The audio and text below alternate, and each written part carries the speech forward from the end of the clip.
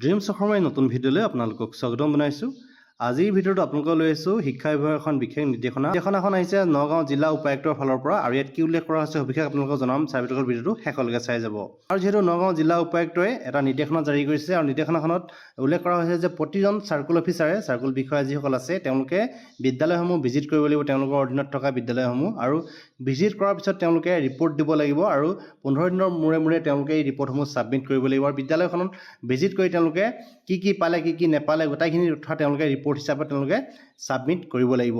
আৰু তেওঁলোকে যিসকল অফিচাৰ তেওঁলোকে ভিজিট কৰিব বিদ্যালয়সমূহত, যিহেতু সপ্তাহত তেওঁলোকে 5খন বিদ্যালয় ভিজিট কৰিব লাগিব, আৰু সেই ভিজিট কৰাৰ সময়ত তেওঁলোকে কোনখিনি কথা পৰ্যবেক্ষণ কৰিব ইয়াত উল্লেখ কৰা হৈছে।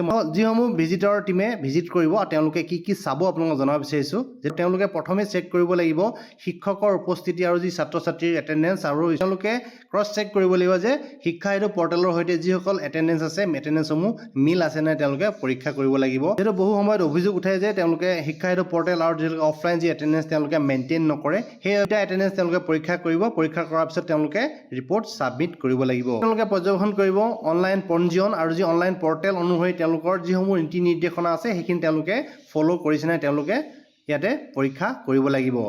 ইয়াৰ পিছতে প্ৰতিখন বিদ্যালয়ৰ চিকিৎসাৰ সঁজুলি, চলি থকা পানীৰ সুবিধা, শৌচাগাৰ ব্যৱস্থা আটাইখিনি সঠিকভাৱে আছেনে নাই, যিহেতু শৌচাগাৰসমূহ বহুত লেতেৰা হৈ থকা দেখিবলৈ পোৱা যায়, আৰু শৌচাগাৰসমূহ পৰিষ্কাৰ হৈ আছেনে নাই, লগতে খোৱা পানীৰ সুবিধা পৰ্যাপ্ত পৰিমাণে আছেনে নাই, এইখিনি কথা তেওঁলোকে পৰীক্ষা কৰিব।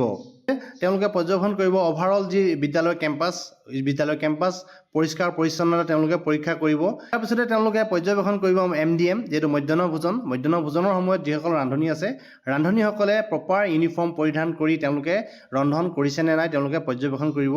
আৰু যিহেতু খাদ্যৰ মেনু এখন চাৰ্ট থাকে, প্ৰতি সপ্তাহৰ এখন মেনু থাকে, যিহেতু প্ৰতিদিনৰ এটা মেনু থাকে, সেই মেনু অনুযায়ী তেওঁলোকে খাদ্যসমূহ প্ৰস্তুত কৰি ছাত্ৰ ছাত্ৰীসকলক বিতৰণ কৰিছে নাই তেওঁলোকে পৰ্যবেক্ষণ কৰিব লাগিব। ইয়াৰ পিছতে তেওঁলোকে পৰ্যবেক্ষণ কৰিব লাগিব যিহেতু ছাত্ৰ ছাত্ৰীসকলে ইউনিফৰ্ম লাভ কৰিছে নাই, যিহেতু দুযোৰকৈ ইউনিফৰ্ম দিয়া হৈছিলে বিভাগৰ ফালৰ পৰা, শিক্ষা বিভাগৰ ফালৰ পৰা দুযোৰকৈ ইউনিফৰ্ম যিহেতু যোগান ধৰা হৈছে, আৰু দুযোৰ ইউনিফৰ্ম ছাত্ৰ ছাত্ৰীসকলে লাভ কৰিছে নাই এইখিনি কথা তেওঁলোকে মনিটৰ কৰিব। ইয়াৰ পিছত তেওঁলোকে পৰীক্ষা কৰিব লাগিব যে শ্ৰেণীকোঠাৰ সাপ্তাহিক ৰুটিন, যিহেতু প্ৰতি সাপ্তাহিক ৰুটিন থাকে এখন বিদ্যালয়ৰ, এই সাপ্তাহিক ৰুটিন প্ৰতিখন বিদ্যালয় আছেনে নাই, আৰু তেওঁলোকে সেই ৰুটিন অনুসৰি তেওঁলোকে পাঠদান কৰিছে নাই সেইখিনি কথা তেওঁলোকে পৰ্যবেক্ষণ কৰিব লাগিব।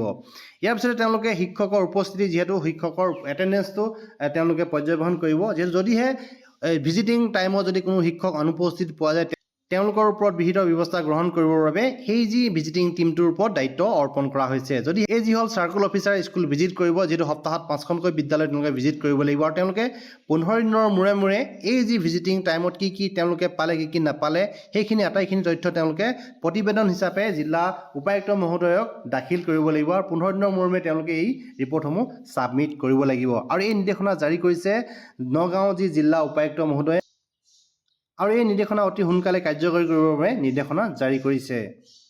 চাবলৈ ভিডিঅ'ত ইমানখিনি আছিলে। আশা কৰিছোঁ ভিডিঅ'টো আপোনালোকক যথেষ্ট উপকৃত কৰিব। ভিডিঅ'টো শেষলৈকে চাই থকাৰ বাবে আপোনালোকক পুনৰবাৰ ধন্যবাদ জনালোঁ।